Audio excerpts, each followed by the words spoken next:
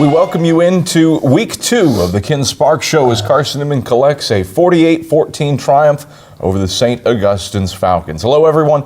I'm the voice of the Eagles Adam Cavalier alongside Carson-Newman head football coach Ken Sparks. Ken, rebound in a big way from a season opening loss to Humboldt State and do so with something that you struggled with in week 1. Special teams vastly improved for week 2. You start the game off with a kickoff return for a touchdown and then a possession later, block a punt for a touchdown. How big of a spark were those 2 special teams touchdowns right out of the gate? Well, it was, of course, huge because we'd spent so much time working on it for 4 weeks, but especially working on it this past week to try to get that in our favor. There's offense, defense, and special teams. Offense and defense, you never know how that's going to go from week to week. You hope.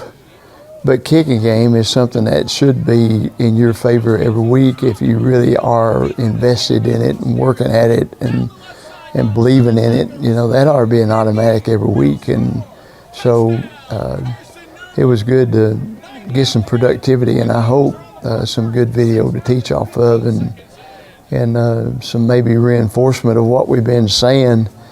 We're a little hard-headed as a football team. We really are. We're not as responsive to some things as we need to be, and that's my fault as a coach. And but we're getting better. And it was an improvement over the week before, no question, in a lot of places, but still struggling in some key places. First back-to-back 200-yard passing performances by a Carson-Newman quarterback since Alex Good in 2007. He did it at the end of that year against Wingate and Tusculum. What made Noah Suber so effective through the year with the 200-yard game for him? Well, we first half we had 200 yards first half, yeah. I think, because they jumped in kind of an 8-man front and was determined to stop the run. So. They had a whole lot in the box up there to stop the run, and so we felt like it gave us one-on-one opportunities in the secondary, and we feel like that we can match up with some people in the secondary, and of course Noah can throw it. We didn't protect him very well early on, and he had to scramble to throw, which means his throwing percentage wasn't hardly as high as it needed to be, and it still isn't. We still got to work on that. But basically, we're just taking what they gave us, and that's what you're supposed to do. Carson-Newman beats Saint Augustine's 48-14. We'll break down the first half, when we return after this on the Ken Sparks Show. Back on the Ken Sparks Show as Carson-Newman triumphs over Saint Augustine's 48-14. I'm Adam Cavalier alongside Carson-Newman head football coach Ken Sparks. Ken, a strange first half. We were kind of chatting about it during the break. Only 4 rushing yards in the first quarter, yeah. 70 by halftime. Yeah. But you mentioned it, taking what the defense gave you, and for the first time since the year 2000 at least, we don't have the digital records beyond that, 20 pass attempts in a first half. First time that's ever happened in at least 17 years. Yeah, again, that's what they were giving us, and we got some guys that can catch it and run with it after they catch it, and we think we got a guy that can throw it, and so if they want to play 8 up there and 3 back there, then let's see what we do against the 3. You block a punt after forcing SAU to go 3 and out. Break down what happened on that play. Well, it's basically just a great effort by Ben Davenport, and it was just a 2-man rush. Might have been a 3-man rush, and so the way they were blocking it, they had to pick between 2 of them that came up through the A gap, and they picked one, and Ben came clean and did a great job blocking it, and it's a good way to do it. What kind of tone did that play coupled with the Snead kickoff return for a touchdown huge. Set? I mean, huge, because it's affirming to all the things that we'd been really emphasizing all week. We'd really emphasized that all week, and so really emphasized that all week, and so it was great to see some results of our labor. We talk about football frequently, but some bigger things occurred the Friday before the game with a little trip down to Mossy Creek. Thursday. Thursday? Was it Thursday? Yes, Thursday. How pleasing is that to you to see some people make some decisions to get baptized in the waters of the creek beyond the stadium? It's exciting, and of course, Mossy Creek has a new significance, and I know Alan Morgan, our athletic director, has done a great job of fixing that space up down there. That's unbelievable. Mm-hmm. And of course, last year we baptized several kids down there, and so we had been talking about. Several of them had said that they wanted to be baptized, and we told them we were going to. And so finally, we got yesterday or Thursday. We got after the end of practice, and we had some time to walk down there, and had several guys to get baptized, and it's always exhilarating. And fact is, one of the best nights of sleep I've had in a long time, because I felt like we'd actually done something. We actually had done some significant thing, and so it was good. We take a look at the first half highlights as Carson-Newman led SAU at the break. Feeds up, toe to leather, and we're underway from the George Williams complex. Kick comes down to the right boundary to Sneed at the 10. Sneed to the 25, stops on a dime, bounces it out to the 30. Sneed showcasing the speed to midfield, deep into Saint Augustine's territory. Down the left sideline goes Sneed, and he will score! Touchdown, Carson-Newman! 90 out the gate, and the Eagles are on the board first, 6-0, 15 seconds in. 10, he'll send it to Antonio Wimbush, who's on the right hash marks at his own 40. A 3 and out for SAU. It's a low snap. The punter Smith bobbles it, and the Eagles will block it. Picked up along the right sideline by Darius Williams, and Darius Williams will sprint into the end zone for a touchdown. Ben Davenport came through and blocked it. Williams scoops it at the 10, heads to the right pylon and scores. 13-0 Eagles, 2 minutes into the ball game. 4-man front for the Eagles. Shotgun snap back, chest tight. Johnson pressured from the back by Jason Williams, and Jason Williams on the corner blitz sacks him back at the 10, -12 on the play, and the Eagles with their ears pinned back have the Falcons behind the sticks once more. 2nd and 22. SAU. Carson-Newman with 2 special teams touchdowns to start this game. Here's 3rd and 17 for Carson-Newman from its own 48, looking to avoid going 3 and out. Suber rolls the pocket left. It's the throwback screen to the right for Montavious Taylor. He's got a horde of blockers along the right sideline. He's got the first down and a little bit extra. Taylor across the 30 and 20 and pushed out deep in SAU territory by Marshall down at the 14-yard line. A 38-yard gain and a first down for the Eagles. TDs in the early going for the Eagles. 1st and goal from the 3. Suber takes, trap left side for Montavious Taylor. He dives and gets in for 6. Touchdown, Carson-Newman. A 3-yard touchdown run by Montavious Taylor. He went horizontal to sneak his way into the end zone under a defender who was going for a high hit. 20-0 for the Eagles. SAU shows blitz. Noah Suber will keep it on an option. Hop out of a tackle at the 35. Stutter step, juke move, still on his feet. Draggling the tackler inside the 20 down to the 15. Gaskins goes for a ride as Suber drags him 10 yards for a first down. The yak yardage going up for Noah Suber on that run as he takes it 26 yards down to the 15-yard line. 21-7 Eagles, 9:25 left in the second quarter. Suber back to pass, throws a quick hitch out to the left side.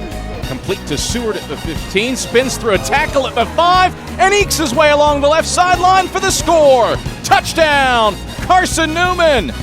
Aaron Seward from 20 yards out puts the Eagles up 27-7 with 9:15 left in the second quarter. Own 47-yard line. Johnson in the pistol, takes the snap, hands off to Whittington, hit in the backfield and dropped for a loss back at the 45. Lane Bloom made the initial hit, then Jordan Price finished him off for a loss of, now they mark it 1 back to the 46. 65 left in the second quarter, 27-7. Eagles in front with 1st and 10 from their own 38-yard line. Hand off to Taylor. Taylor using a blocker along the left sideline across midfield, inside the 45 and down at the SAU 41-yard line. Suber under center, split backs. Taylor and Wimbush. Suber takes.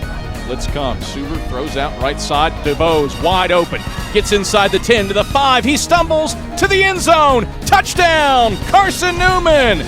Miguel Marshall with the push at the last moment, but DeBoe's able to keep his feet and get it in the end zone for a 42-yard score. 33-7, Carson-Newman in front with 6:15 left in the second quarter. With 59 seconds left. Eagles will go on the dive to Montavious Taylor. Taylor to the 40, stays on his feet across the 45. He's got the first down up to the 47-yard line before he's undercut by Anthony Gaskins. A 19-yard gain for Montavious Taylor. Those are the first half highlights as Carson-Newman led Saint Augustine's 34-7 at the break. Ken won a touchdown for SAU in that first half on a sustained drive. 80 yards. Yeah, an 80-yard, 13-play, Yeah. 6-minute, 53-second haul. Yeah. Other than that, how do you analyze how the defense did? Well, we made a lot of mistakes again, a lot of missed tackles again, and but we played. I think we played a little smarter than we did the first ball game, and at least we didn't give up, except for the quarterback scrambling a couple of times. We didn't give up any big plays, and so that was helpful. But still, we got to tighten the ship. We got to tighten it up because we're going to play better football teams, and we've got to get we just got to get better. And the time, second week into the season, second week's supposed to have been a whole lot better than the first week, and it was, but it's still lacking. We hadn't closed the gap like we want to.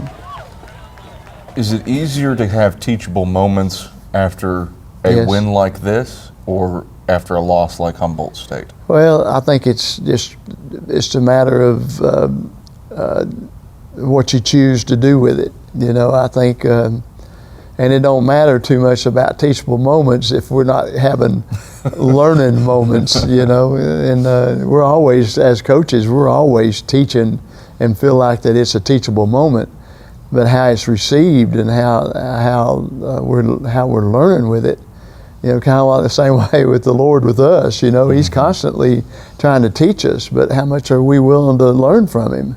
And I think it's the same thing with any relationship, and a relationship on a football team is a whole lot the same principles, is how much are they learning when we're standing up there preaching like crazy the truth, and hope that they're picking up on that. And so anyway, we just got to stay after it. We got a good group of kids, but we got an interesting personality on this football team that sometimes you want to hug them, and sometimes you'd like to kick them in the butt, and so we gotta keep working at it. Carson-Newman gets the win over Saint Augustine's 48-14. We'll break down the second half after this on the Ken Sparks Show. Back on the Ken Sparks Show as Carson-Newman triumphs in week 2 over Saint Augustine's 48-14. I'm Adam Cavalier alongside CN's head coach Ken Sparks. Ken, second half really a chance to get some younger guys, some Finally, reps. Good. Who stuck out to you? Well, there was everybody that we've traveled with played except one, and he wanted a red shirt, as we talked about it on the sideline, and so, or he wants to try to red shirt if we don't need him in a critical time, and that was Tyler Thackerson, and because we took 4 quarterbacks and played 3 and was getting ready to play him, and he anyway, he's going to be a great football player before he leaves here, and we don't need to waste him on some situations, but we need to use him if we got to have him. Yeah. But anyway, and he's all right with that. But we played a lot of people, and they most of them I think was excited about playing. But I want to tell you, that was one of the hottest days. It was hot in that turf. I bet Mike never did tell me. Mike Van Bruggen never did tell me, but I bet the heat index was, I'd say at least 120, and it was hot. This is how I know it was hot. Our sideline reporter, Leanda Carey's microphone, that has a little screw at the bottom, and she went to screw it back on, and the plastic melted away and cracked off. So that's what you were. Those are the conditions that you were playing in on Saturday. Did you notice anything from the heat from your players, though? Well, we played slow several several times in the ball game. But I tell you what, we had no cramps. Thank you, Mike Van Bruggen and Johnny Long, for preparing us. And we had no cramps. We had no major physical breakdowns. We just mentally it was tough. And that's one thing that I bragged on them about after the ball game. I think mentally we raised our level over last week a whole lot as far as having some mental toughness. And, a football game takes some mental toughness, and that's the great thing about it. It's still one of the few games where you got to really reach down in there and say, I'm going to man up on this thing. And we had some guys to do that, and it was rewarding to me personally, and I bragged on about it. And I think that's something that we can take out of this game, maybe more than anything else, is the fact that we didn't melt under the heat, and there's going to be some more heat. It may not be temperature or on an artificial turf, but it's going to be some heat, and we've got to respond to that. Carson-Newman gets the win over SAU, 48-14. We take a look at the second half highlights. Third down, 2 to go for Carson-Newman. 3 wide again. Suber takes. He'll keep it. Quarterback sneak. Suber to the 5, and Suber muscles his way into the end zone along the boundary right side. Suber stepped through an arm tackle from Henry and scored from 13 yards out. Touchdown Carson-Newman, and it's 40-7 Eagles with 10:04 left in the third quarter. Newman advantage. Johnson in the gun with Maps behind him. The reverse for Williams. He'll look to pass. Williams down the left sideline, and it is picked off at the 5 by Jaquan Smith. He was looking for Boyd, but Smith just on his heels, sitting down at the 5 in the boundary left.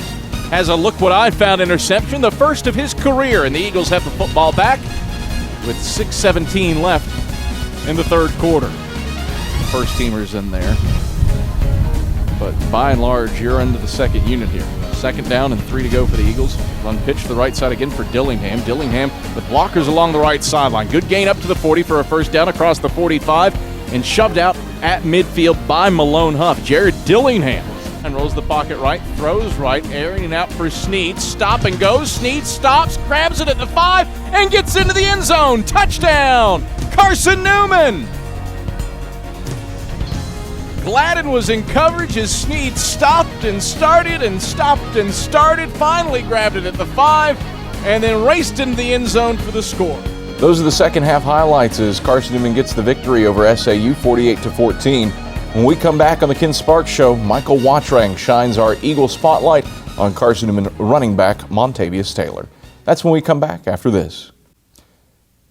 Back on the Ken Sparks Show, Carson-Newman victors over Saint Augustine's 48-14. Time now for our Eagle spotlight. And this week, Michael Wattrang puts it on Carson-Newman running back Montavious Taylor. Senior running back Montavious Taylor transferred to Carson-Newman prior to the 2015 season. As a junior, the Atlanta native was second on the team in rushing behind Harlan Hill finalist Damian Baker. In 2016, Taylor's last ride at Mossy Creek, he's looking to become a breakout player and key contributor on Carson-Newman's offense. We taught to do everything the same speed, so it never changes. Coach Turner harp on 100 mile per hour, 100-yard dash, and that's what everybody do. So it's just keep going. Like if somebody leaves, the next person up, I already know what to do. For running backs coach Mike Clowney, he's seen the maturation of Taylor from one of his 2 senior running backs as more well-rounded and has the work ethic and attitude to be one of those premier backs.